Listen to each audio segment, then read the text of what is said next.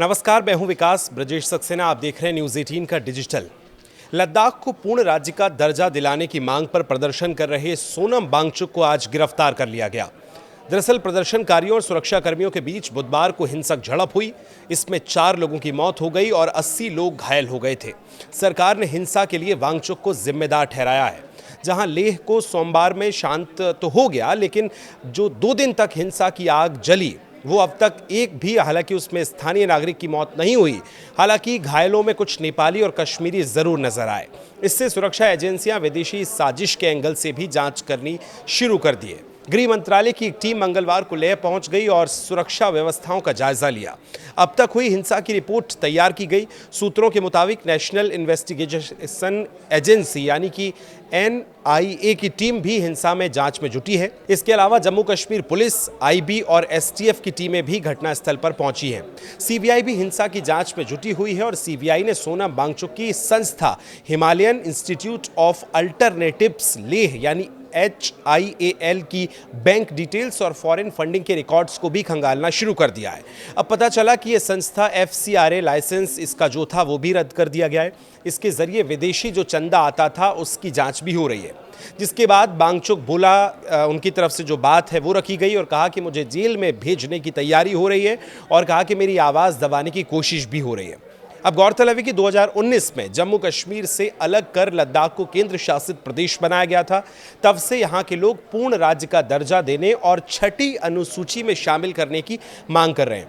Ladakh apex body यानी LAB और Kargil democratic alliance यानी KDA लगातार इसको लेकर आंदोलन कर रहे हैं।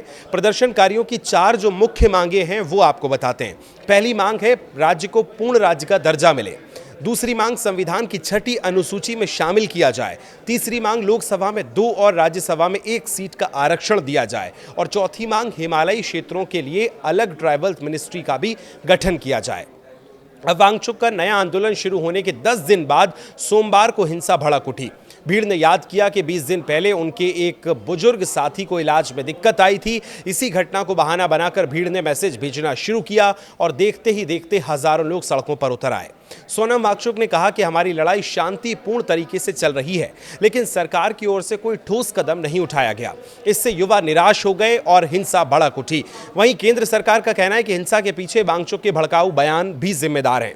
उन्होंने युवाओं को उकसाया और सोशल मीडिया पर गलत बातें फैलाईं।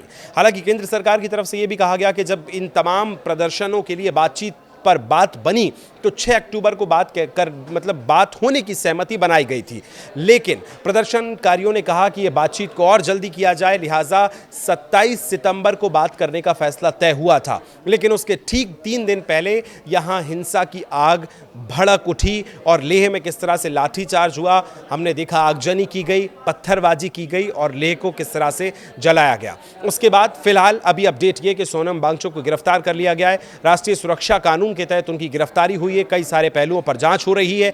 अब आप स्वतंत्र राज्य यानी इंडिपेंडेंट स्टेट की मांग को और 6ठी अनुसूची में शामिल करने की मांग पर आप क्या सोचते हैं वो कमेंट करके हमें जरूर बताएं। फिलहाल शुक्रिया।